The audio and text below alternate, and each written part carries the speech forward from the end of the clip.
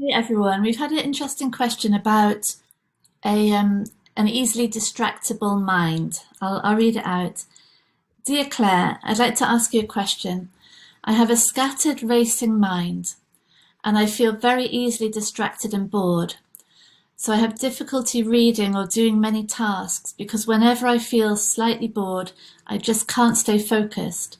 So I have a hard time focusing on tasks and things, but I can only focus on things that are very stimulating and exciting. My question is there a way to have a calm mind so that I can stay focused on tasks, even if they're boring, and not get distracted and frustrated every 5 minutes?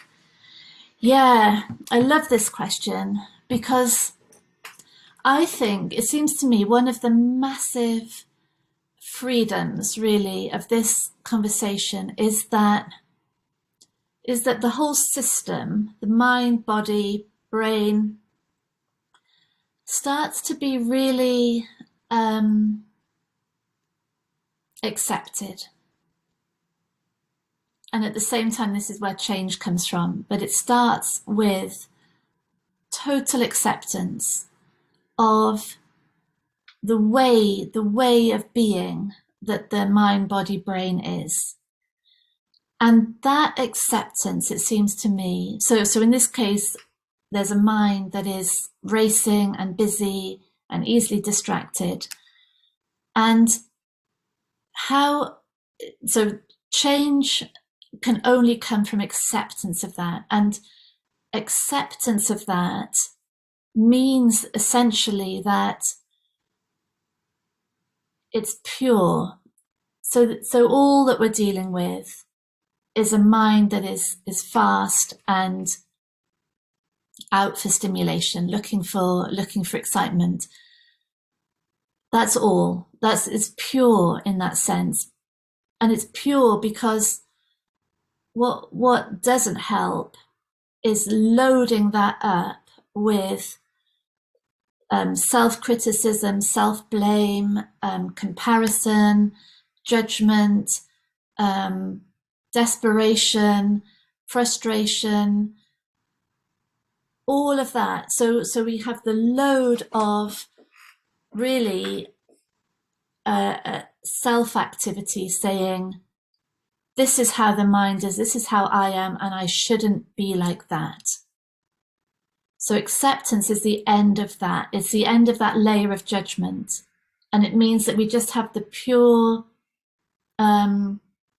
reality, we could see it as, or closest to reality we can get, of a mind that moves quickly, that is distractible. So that's our first thing. That already is enormous, because especially when we're talking about a mind and its capacity and capability, for it to be just how it is without the extra layer of exhaustion and hypervigilance and judgment and blame is already a release of mental energy and a living in reality that is already extraordinarily healing and freeing, liberating. So that's massive. So the question is how to get to that level of acceptance, how to get to acceptance. And this is where this conversation, it seems to me, is unmatched, because what we're talking about here is that none of this is personal. None of it. There isn't a self that mind reflects on. There isn't a self that should be able to control that mind. It's not personal. And as we go deeper into this conversation and we see that self-identity is only an illusion, it's not even a reality, it's just a belief construct, then that falls away, all that belief, all that resistance and resentment, and there's just the witnessing space, just the presence that we really are. And none of it so it's just witnessing a racing mind, and we're just really clearly observing how the mind is at the moment, how the patterns of the mind are. And that's immense. That is immense, because that is the nature of acceptance, really. We think acceptance is to say, oh, I'm easily distracted. I can't concentrate. I'm like this, and I have to accept that. So the self that is resisting the thing has to accept that thing. How's that ever going to come about? And so we're trying to accept, but we're just going round and round. The mind is busier and busier. And the more we're trying to accept, the more we're resisting it. So it's like a nightmare. But real acceptance is to see there's no self doing that. There's no reflection of that mind on the identity. It says nothing about a me. It just appears to be how the brain is currently wired. That's it. That's acceptance. When there's nothing personal in it, when there's no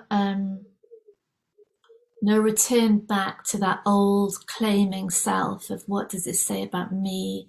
What does this mean about my future? What does this mean about my career prospects? Nothing. It's just reality. Massive, really massive. And then from that space, infinite possibilities are there, because in that space of true acceptance, this just seems to be the tendency, the wiring right now. So that gets factored in. It just is so accepted that that's just part of the equation. So if there's a task to do, so say, I don't know, say a tax return, that's always my nemesis. Tax return, say, which has apparently elements of, needs elements of focus, needs more than 5 minutes of attention, needs to bring in different bits of information, needs to have access to different things. Approaching a task like that with total acceptance of how the mind is, how it prefers to work, is revolutionary, isn't it? Because instead of resisting that mind, we're saying, well, given that my mind gets bored after 5 minutes, it looks for something exciting, given that, how can the tax return get done? It's completely the opposite way round of looking at it, isn't it? So instead of saying the tax return process is like this, it has to happen in this way, and it's a massive problem because my mind is like this, so how can I clash those two things together and make that happen? Yeah, so no wonder we're exhausted and frustrated. Instead, we're saying our starting point is a mind that is like this. And then there's this task to do, which is infinitely, can be structured in infinite ways, really, can be looked at from infinite perspectives. Given that, how does this task get done? And that's creativity, and that's potential, and it's freedom, and it's spaciousness, and it's exciting. You know, for this mind that is craving excitement, there is excitement in approaching everything from that space of potential, from that space of absolute freedom and creativity. This is massive. It's such a good question. I'm so glad you asked it. And everything is like this then. So nothing is personal. There is just this way the system seems to be. And then, given that, now what? Awesome. Awesome for everything. That's our way of operating from now on. Yeah. Thank you. Lots of love. Bye.